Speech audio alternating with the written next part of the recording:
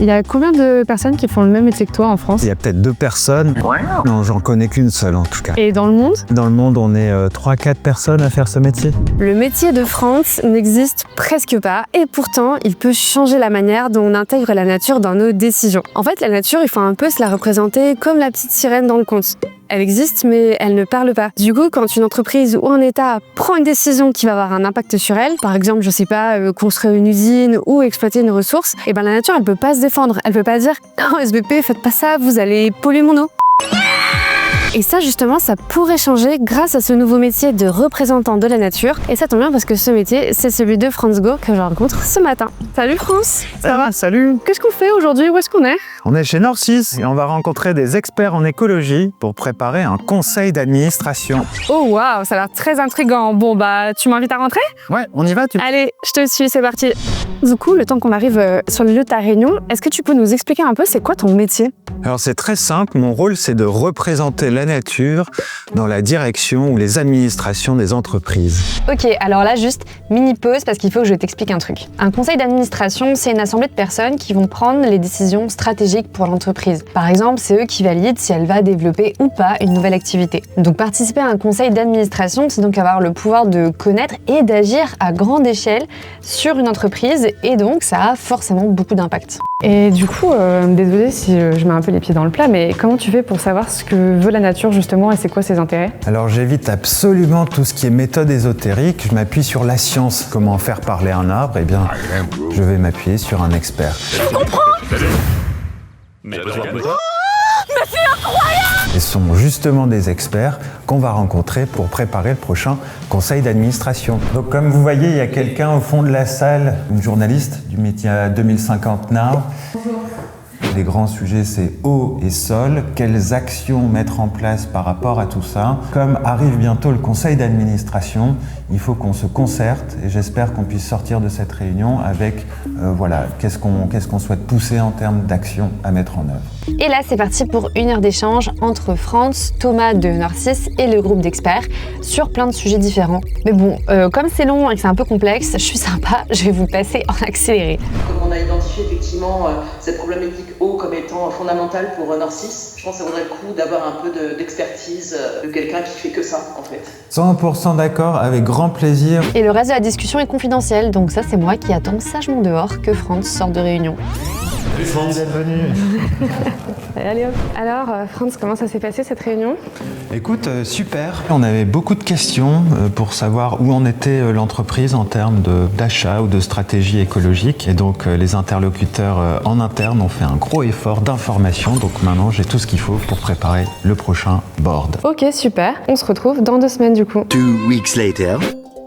Alors pour vous il s'est passé 1 seconde, mais pour moi il s'est passé 2 semaines. On est le mercredi 1er avril et ça y est, c'est le grand jour. Franz va participer ce matin au conseil d'administration de Norcis et va pouvoir défendre du coup les intérêts de la nature en fonction de ce qui s'est dit avec les experts à la réunion juste avant. Je vous y emmène, c'est parti. Et alors maintenant, moi je suis complètement à l'aise, je connais les lieux, je rentre comme chez moi. Avant de lancer la séance, on accueille Pauline, journaliste de 2050 Now. Et c'est reparti pour 2 heures de réunion dans une salle très mal éclairée où on entend des mots de grandes personnes comme certification ISO 27001, Équipe commerciale, direction de la soutenabilité numérique, Gouvernance, approche stratégique globale. Bon, comme la dernière fois, je peux pas assister à tout le conseil d'administration parce qu'il y a une partie qui est confidentielle. En attendant que Franz sort de réunion, je cherche un peu un coin où on va pouvoir se poser tous les deux pour papoter. Franz, comment ça s'est passé la réunion alors? T'as 2 minutes pour un café? Ouais, 2 minutes. Allez, pas je vais plus. te servir. Okay. Je ne sais même pas où sont les tasses. On a collectivement validé au conseil d'administration le fait de réviser la politique d'achat, notamment essayer de trouver du matériel avec une empreinte écologique beaucoup plus positive. Ça t'est déjà arrivé d'utiliser ton droit de veto? Moi, je l'ai jamais utilisé jusque-là. Au fond, le veto, c'est un peu comme l'arme nucléaire, tu vois. Si à un moment, les sujets que je mets à l'ordre du jour sont balayés du revers de la main, on m'écoute pas, ça veut dire qu'il y a un problème de dialogue. Et là, veto. On a un petit peu de temps là pour discuter, on est calé. Est-ce que tu peux en profiter pour raconter un petit peu à ceux qui nous regardent comment t'en es venu à faire ce métier très particulier? C'est un métier que j'ai créé tout simplement. T'as créé ton propre métier. Mon propre métier. Peu de gens peuvent dire ça quand même aujourd'hui. Moi, je suis sociologue des organisations à la base. En 2020, je me suis posé la question de comment les entreprises abordent la problématique écologique. Je vais moi-même en Amazonie faire des travaux. J'allais à la rencontre des communautés indigènes pour voir comment eux interagissaient avec la nature. Je me suis posé la question, mais c'est quoi leur ingrédient secret? Qu'est-ce qui fait qu'eux respectent la forêt et que nous, on la démolit? Chez ces communautés indigènes, la nature, c'est un être vivant que l'on respecte et surtout à qui on donne la parole. Donc en fait, je suis rentré en France, j'ai dit c'est ça qu'il faut faire. Et je me suis rendu compte qu'il y avait rien sur le sujet. Donc c'est pour ça que tu as fait jusqu'au jour où j'ai rencontré Nord6 pour mettre en œuvre ce concept, donc mettre en œuvre la voie de la nature, ce que je fais ici.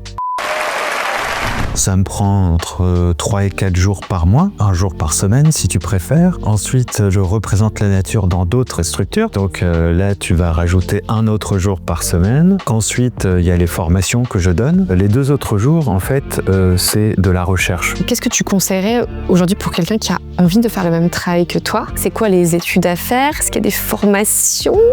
Dans un conseil d'administration, on doit toucher à tout.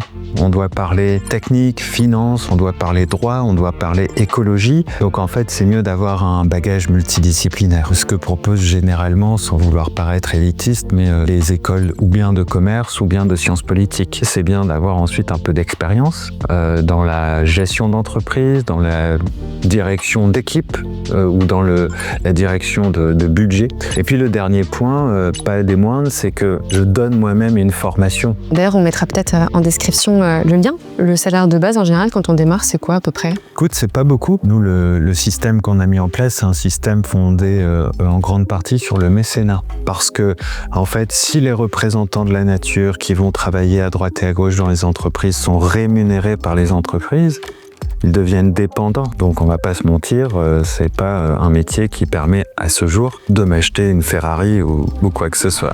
Mon message, ma recommandation, c'est si le sujet vous intéresse, n'avancez pas tout seul sur cette question. Contactez-moi, vous êtes les bienvenus, on en discute, mais ne travaillons pas chacun dans notre coin sur ce sujet. Je remarque que tu n'as pas bu mon café. Non. Mais est-ce qu'on peut dire le c'est vide? Je ne sais pas, me servir des outils ici. Merci beaucoup, France. Merci. Bon, comme tu peux voir, ce métier est encore assez niche. Mais il a le mérite de s'intéresser à quelque chose de fondamental qui est comment est-ce qu'on peut représenter les intérêts de la nature dans nos décisions à nous humains. Je te mets un peu les 3 infos essentielles sur le métier à retenir juste ici à l'écran. Et si jamais tu as d'autres idées de métiers comme ça que tu voudrais qu'on creuse et qu'on te montre, dis-nous en commentaire. Salut!